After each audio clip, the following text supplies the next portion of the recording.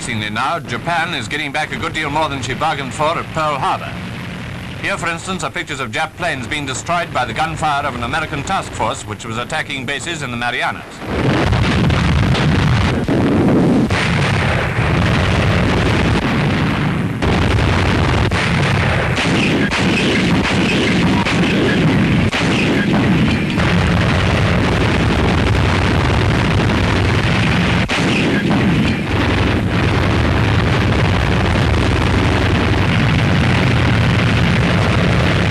Flying low or flying high, the Japanese airmen get it in the neck. In a moment you'll see a direct hit and the crash that followed.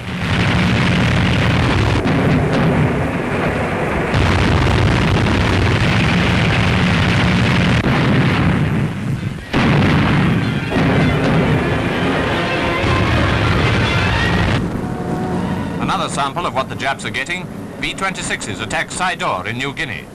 American Air Force close-up pictures of a blitz on a Japanese base in the tropics.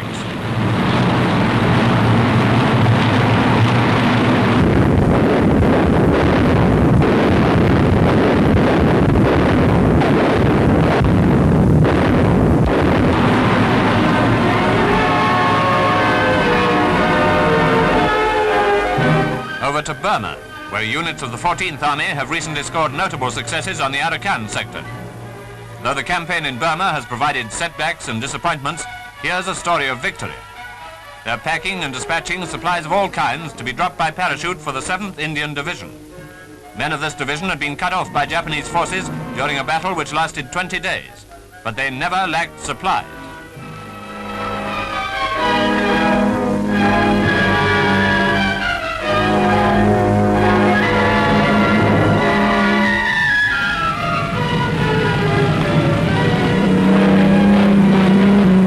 Large transports and Stinsons not only delivered the goods, they also did terrific work evacuating wounded. Certainly the war in Burma calls for maximum skill, both in planning and fighting. And the full strength of Britain and America will have to be brought to bear before Japan's collapse can be achieved.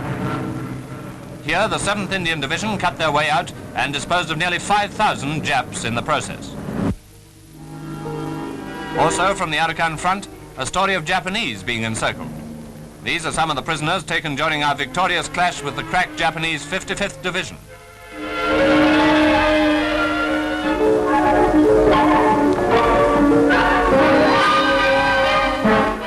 Though the engagement marked our most important success in Burma up to that time, it must of course be weighed against the Battle of Imphal and other grim struggles. All the same, British and Indian, American and Chinese troops have taken the measure of the enemy here in Burma. In spite of appalling conditions in this jungle campaign, they'll persevere with this very hard battle till the enemy are beaten throughout Burma, as they were recently beaten in Arakan.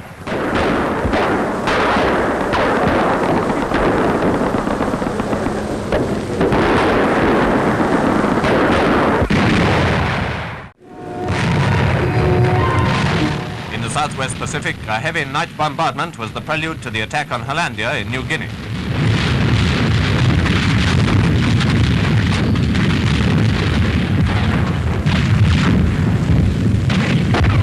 At dawn next day, April the 22nd, landing craft packed with troops were on their way in, escorted by the American Navy. As the force closed the shore, the Navy and the 5th Air Force laid on another fierce bombardment.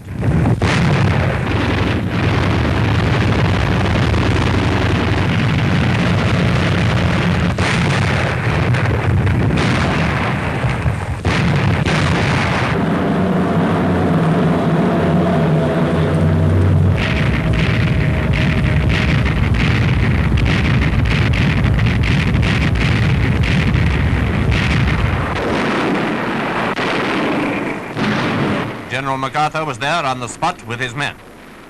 Japanese opposition was smashed here and at 2 other points along a 150-mile sector. Then landings were made with Signal Corps, Navy and newsreel cameramen filming the operation. One of them made a note of the lighter side of the attack. There isn't much of the lighter side in such an assault, except that in this case most of the Japs had beaten a very hasty retreat. Tons of stores had been abandoned and 60,000 Japs were thought to be cut off by this flank attack. The capture of Hollandia meant the capture of 3 good airfields 1,100 miles from the Philippines. Don't forget, MacArthur has a return ticket to the Philippines. Coming ashore at Hollandia, incidentally the first pre-war Dutch territory taken from the Japs, he had made another big stride forward. To General Fuller, commanding the 41st Division, he says, "Well done."